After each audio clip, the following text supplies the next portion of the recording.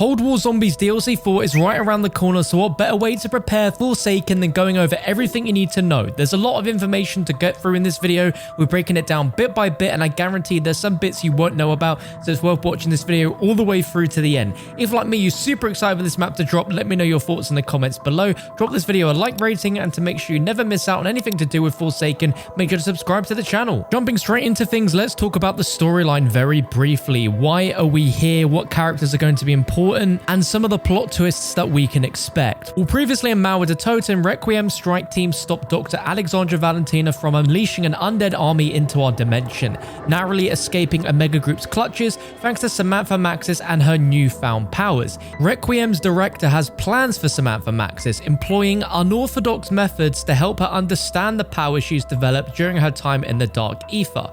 Requiem and Omega have embarked upon rival operations to extract Sergeant Zakimir Zykov from the Dark Ether, believing this lost Russian, the Soviet soldier who closed the portal at Project N Station, will be the key to preventing a destructive force from entering our world. And Omega defector Sergei Ravanov has provided Requiem with intelligence detailing a massive new ethereal portal being constructed in western Ukraine. And that brings us to Forsaken, a secret test site in the USSR that threatens to invite an even greater supernatural threat into the world. And behind the scenes, Requiem's secretive director makes the call to approve Maxis for Operation First Domino, as Requiem and Omega prepare for the final showdown. Now, with Vanguard around the corner, the Zombies team at Treyarch is ready to close one chapter of the Dark Ether story and open the door to another. And I'm sure this finale is going to give us a ton of questions towards where Vanguard Zombies is going to be heading. Jumping into the map layout, we know this is going to be split into two portions, being similar to Firebase C, with an area dedicated to the spawn room and then a teleporter which leads you into the main facility. And we can actually play in these areas right now in Cold War, as this area is reused from a campaign mission called Red Light Green Light. Starting with this outside area at night where we can see the base, and there is a teleporter labeled checkpoint that you'll use to access the main area. Now we can tell there is at least one perk outside in this area,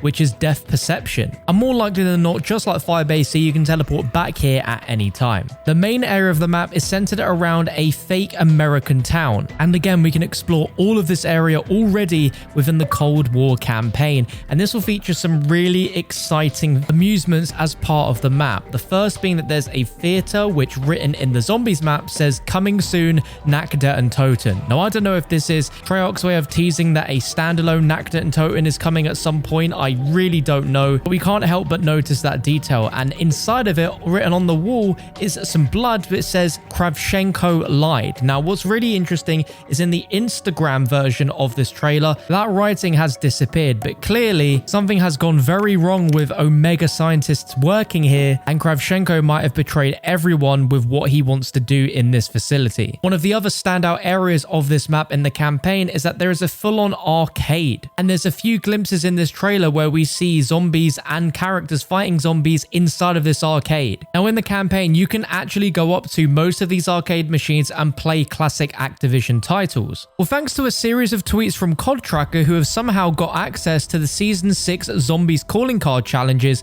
we can learn that we can earn arcade tokens at the arcade inside of Forsaken to earn a calling card, which pretty much confirms that we can play arcade games within this Zombies map and earn arcade tokens. Now this sounds incredibly familiar to Zombies in Spaceland, which had the exact same mechanic in its arcade area where you could play arcade games and earn tickets, which you can spend on certain items, and there's a chance that these arcade tokens could be a small currency within the map to buy other items, which is really cool. Another massive iconic area in this campaign mission is Burgertown is inside of here, complete with the Bubby mascot that we all know and love from Exo Zombies Burgertown, and there's a calling card for staying inside of Burgertown for 5 consecutive rounds, which confirms that the Burgertown restaurant is going to be within the Zombies map. And if this official Treyarch postcard of the map is anything to go by, we can see Bubby right there in center in the back there, which confirms that Bubby is going to be inside side of this map, which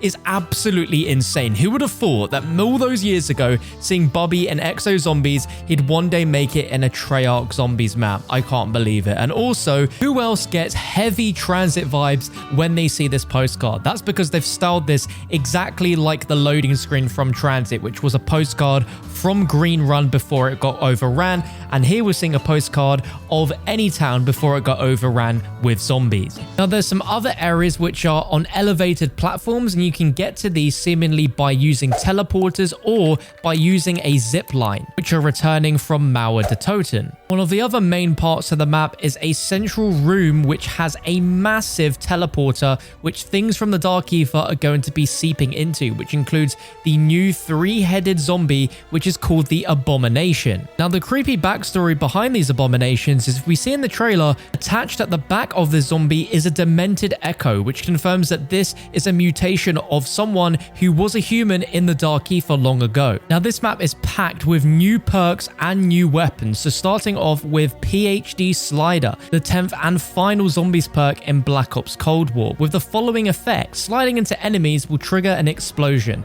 The size and damage increases the further you slide before impact. Now we don't know the specifics of all of its tier 5 upgrades, but we do know that some of these will include the feature for full immunity to self-inflicted explosive damage, which is absolutely fantastic, the ability to trigger an explosive payload after falling from a vertical distance, and more. And on top of the new perk, we're getting a new wonder weapon, which is the Chrysalax, which is the ultimate tool for splitting zombies like wood. This can be discovered as part of its own quest through completing trials or by trying your luck at the mystery box. This weapon was forged in the Dark Ether, and there's more to the wonder weapon than what appears on the surface, boasting the ability to convert between a powerful battle axe and a rapid fire energy weapon. I can't wait to get my hands on this. It looks absolutely fantastic. And on top of that, there are two new zombie support weapons coming to the map as well. The first is the ARCXD, which is an ether version of the RCXD, and this will continuously pulse a small ether blast that can kill normal enemies and launch them on contact. It's capable of fitting through tight crawl spaces,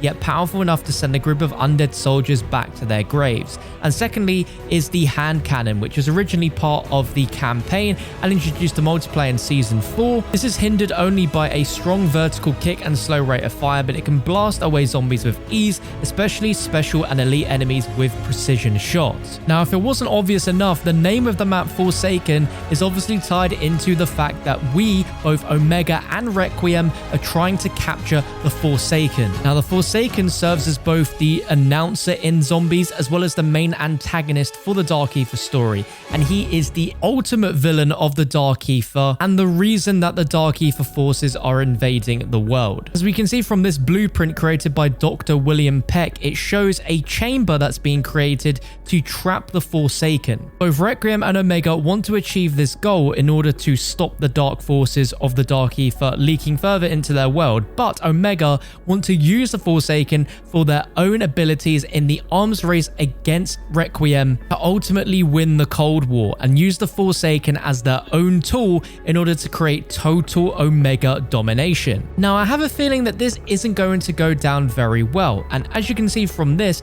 whilst it was approved by Dr. William Peck and built by him, it was assisted by Vladimir Zykov, the lost Russian in the Dark Ether, who both teams are trying to save. But that about wraps up everything we know so far about Forsaken. If you guys are excited, I'd love to know your thoughts in the comments below. What surprises or unexpected things do you want to see in the map? And to make sure you don't miss out on anything discovered on the map when it drops next week, you know what to do. Make sure you're subscribed here to the channel with that notification bell turned on. We'll be doing live Easter egg streams, Easter egg videos, guides, ultimate guides. This will be the channel for everything you need. In the meantime, feel free to follow me on Twitter and Instagram if you want to start up a conversation about Forsaken or even Vanguard Zombies, which is only a month away. But thank you for watching. I'll catch you for another video soon.